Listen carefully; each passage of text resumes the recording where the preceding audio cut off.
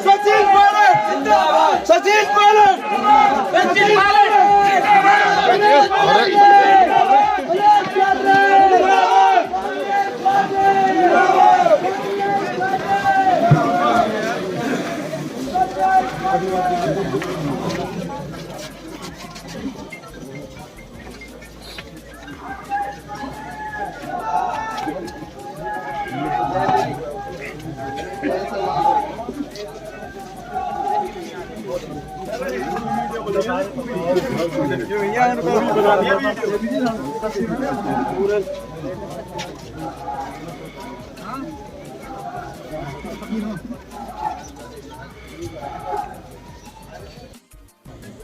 मुझे उसी नाम से तुमने पुकार दिया। और वैसे भी हमारी भारत की संस्कृति और सभ्यता और जो संतों की परंपरा है, जो रवायत है, जो ट्रेडिशन है, उसमें कोई भी साधु संत महात्मा ऋषि मुनि फकीर किसी एक जाति का नहीं होता, किसी एक कौम का नहीं होता, वो सबका होता है। हम लोग आपके बीच में आए हैं। मुझे जितने भी लोग यहाँ दिखाई दे रहे हैं सब मौजूद, सब आदरणीय हैं, सब सम्मानित हैं। मैं सबको और सबके दिल में परमात्मा का दर्शन करते हुए अपनी तरफ से आपको राम राम निवेदित करता हूँ। सवाल दो हैं। एक सवाल है राजनीति में एक दूसरे पे कीचड़ उछालो, बुराई करो और वोट मांग लो। कोई जीतेगा, कोई हारेगा। लेकिन ये जो इलेक्शन है और सचिन पायलट जो यहाँ आए हैं, मैं भी भेजा गया हूँ स्पेशली, ये किस लिए आए हैं? यहाँ जितने लोग बैठे हैं, हो सकता है आप कांग्रेस से जुड़े हो और ये भी हो सकता है कि कांग्रेस पार्टी से जुड़े ना हो। हम आपके बीच में आज इसलिए आए हैं कि ये जो चुनाव हो रहा है, ये इस देश की अगली राजनीति की दिशा तय करेगा।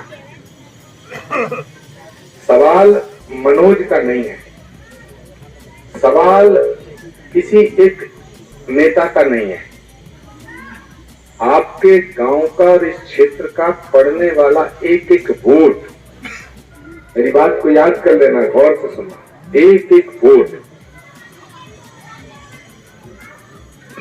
सचिन पायलट और प्रियंका गांधी की प्रतिष्ठा से जुड़ा हुआ है।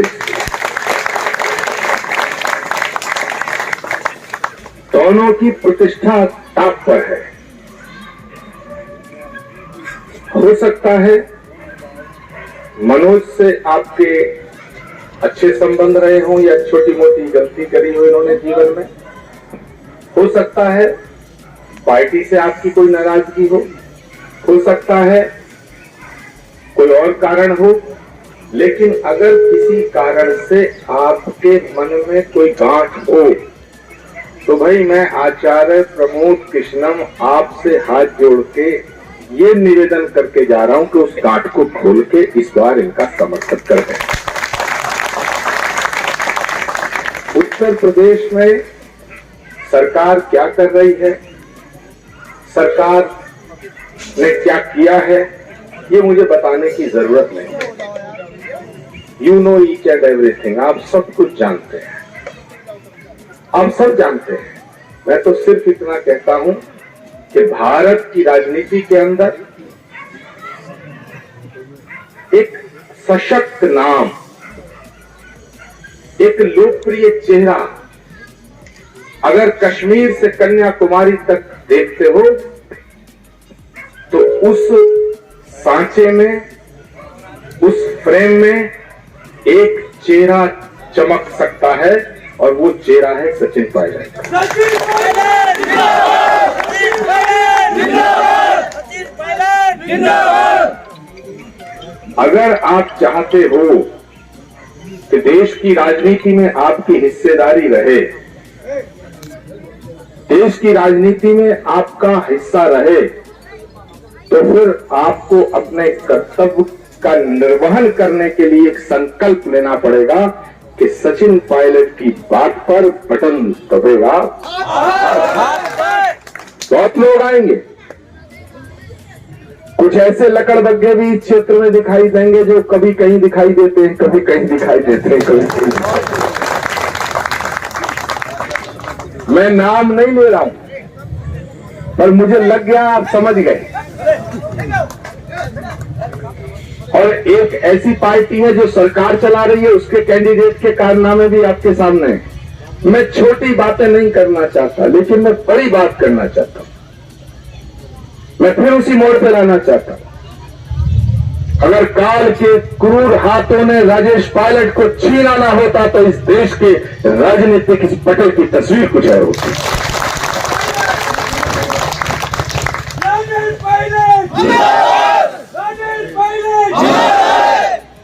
स्वर्गीय राजेश पायलट जी की आत्मा जहां भी होगी तो देख रही होगी। और अगर वो अकाल मृत्यु का शिकार न हुए होते तो भारत की राजनीति आज कुछ और होती। इसलिए मेरे मित्रों, मैं आपसे फिर निवेदन करना चाहता हूं कि सचिन पायलट जी के इस आने का सम्मान और उनकी बात की लाज रखने की जिम्मेदारी आप सबकी है।